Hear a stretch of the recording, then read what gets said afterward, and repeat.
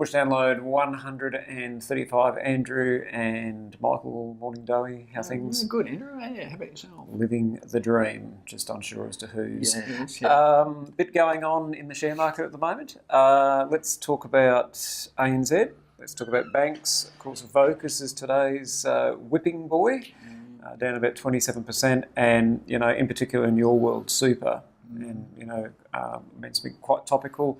Might be topical again next week with the budget, but with the clock ticking there, we can talk about a couple of things that you might want to think about doing. But let's talk shares first. So the ANZ result yesterday, how was it? Yeah, look, again, mixed, I guess, Andrew, is probably the best word. Certainly the headline profit number, 3.4 billion, came in a little bit under expectations. The target range was 3.5 to 3.8, I think, was the upper end. Dividends going to stay the same, 80 cents per share. So, that'll keep investors happy, no doubt, in the short term. But there was actually some pretty good news, Andrew, out of it as well. The return on equity for ANZ actually now up around about 11.8%. Which is quite good. They've been trickling in the nines quite consistently for the last couple of years. The higher that number is from an investment point of view, the more that we like it. We target around 15. So, yeah, that's a big improvement for them. Yeah, absolutely. I mean, Commonwealth Bank tends to set the benchmark there at around 14%, but close to 12% return on equity for ANZ is great. And also their common equity, a tier 1 ratio, up over 10% now as well, where it again was sort of around that 9% mark, and even the high 8s. And that keeps the government happy, because that means they won't have to go out and sell more shares. So the higher that number is, the bigger the buffer if things start going bad. So that's good news as well. Yeah, exactly right. So hopefully ANZ will get the tick in the box there from the APRA point of view, the government point of view, and takes a little bit of pressure off too. Some of these capital raising requirements that banks have sort of been pretty hard at now for the last few years. But on the disappointing side, Andrew, I guess very quickly, net interest margins back to a flat 2%, where they were sort of expected to be around about the 2.05 to 2.07%. So again, just telling us that competition is getting that little bit tighter, I suppose, that little bit harder for ANZ. Again, a common theme across all the banks that net interest margins are under some pressure. But again, mixed bag of results. Market gave them a bit of a touch-up yesterday, and I think they're down a little bit today. But I must admit, I don't mind ANZ. It's probably up there as one of my tops for the big four banks. They do go ex-dividend on the 8th, I think it is, from memory, which is next Monday. So you need to buy by Friday if you did want to strip that dividend out of ANZ. And as we've spoken about before, it's that unique time of the year where if you buy ANZ or NAB or Westpac, which we'll touch on in a moment, you're in essence getting 3 dividends in 14 months. This dividend, the one in December, and then the one this time next year. So take ANZ, it's not a 5% fully franked dividend for 12 months, it's actually a 7.5% fully franked dividend for 14 months. It only sort of happens once, because once you've held it, then you're back in the cycle, but you're sort of getting a bit of a free kick for that first one. So that's something to think about as well. Based on what you saw with the ANZ result, and again, it's probably a bit hard, it's an unfair question, but I'm happy to ask it. What do you think is the outlook for the NAB and the Westpac results? Like, do you think there was any industry trends, or was it because ANZ's been changing their business so much that's a bit hard to get a read on it? Yeah, look, probably a little bit of both. I think there's going to be certainly common themes, no doubt. So, again, NAB and Westpac, I think NAB's this Friday and Westpac next Monday. Again, cost cutting will be an issue. The net interest margin numbers will be looked at very closely. Whether NAB and Westpac can continue their dividend policy. ANZ took the hit there, earlier last year and dropped the dividend. First out of the big four banks, and probably out of all the banks really, to drop their dividend in recent times. At this stage, looking like NAB and Westpac should be able to maintain the dividend, but I think that'll be certainly on investors' minds as well, whether those dividends can come through.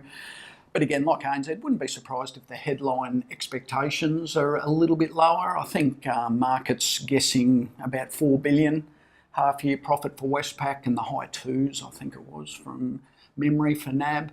they might come a little bit under, but again, it'll be things like net interest margins, cost cutting, bad debts, that sort of stuff that I think we'll see pretty common sort of themes. And, banks have been running up quite nicely over the last 4 to 6 weeks, because people have been trying to grab that dividend, that strategy that we were just talking about. But I think just in general, more optimism about the results. And then looking at that ANZ result yesterday, it was a bit messy. There was a couple of misses there. That NIM, that net interest margin, as you said, was off a bit. So I'm with you. I think it'll be a mixed bag of results. But yeah, it'd be interesting to see, what they come out with more so in lending growth, because, lending growth really drives revenue growth, and revenue growth drives dividend. Anyway. I'll just briefly touch on Vocus, and Vocus is a bit of a moving feast because it's only been about half an hour since it's been announced. Shares are off about 27% today. Their second profit downgrade in 7 months, and it just reinforces that point that if a company comes out with a profit downgrade, there's about a 66% chance that they'll come out with another one in 90 days. And it's basically because, and you think about life in general, you sort of make a bit of a hard decision, but frankly, it's usually a bit of a half-baked one. And it's only, when you've sort of the cold light of day that you've got to really make that hard decision. That's where you sort of have the 3 a.m. epiphany moment, and it looks as though today's that's for Vocus. So they're back at about 230, 240. That telco space, as we spoke about last week with Telstra, TPG previously, it's just in the world of hurt. Generally, once you see this occur, it's probably 3 months where it just sort of sits there in no man's land going, what has happened to me? So it's certainly one that we're looking at pretty closely, because you'd have to think the private equity guys and girls would be sort of running the numbers on it. But, would I be jumping in today? I'd be pretty cautious on that one. Yeah, absolutely, Andrew. Yeah, and again, as you say, it's just happens so regularly, doesn't it? I think it was November. Vocus came out with their first, that latest downgrade, other than the one today. I think earnings of 430 million off the top of my head. Today it's back to 370 million, whatever the percentage drop is there, roughly 20%. But it just happens so regularly, doesn't it?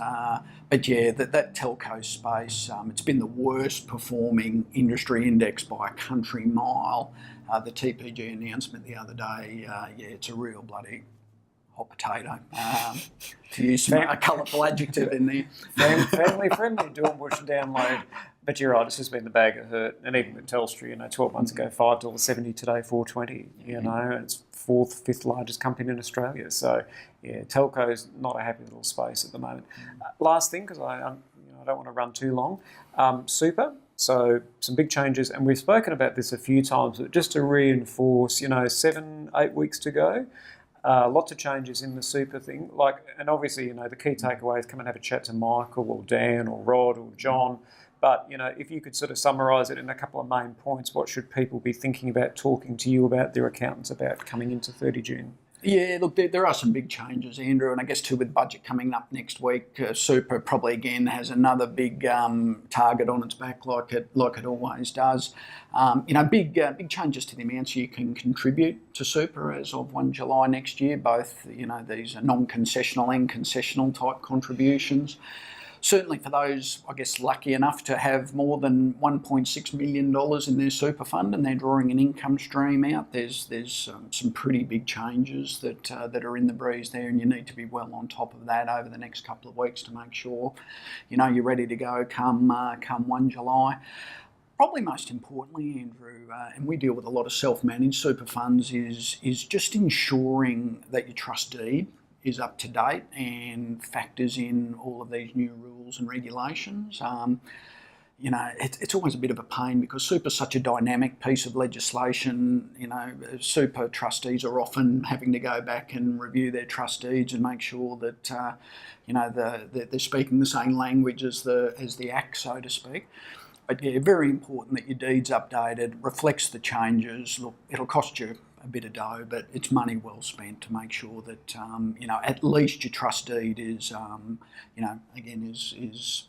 talking the right numbers and the right language there. And that's really, without trying to give somebody else a job, that's really the accountant's job. But having said that, we sort of work on a team-based environment. So you've got the solicitor and you've got the accountant and you've got us, and working in concert with the client. So if you've got any questions, Certainly have a chat to Michael, Dan, Rod or John, but yeah, certainly I think that trust deed one's a goodie, so make sure you're having a chat to your trustee accountant about that one as well. I think that's a Dornbusch download 135 done. Till next week. Thank you.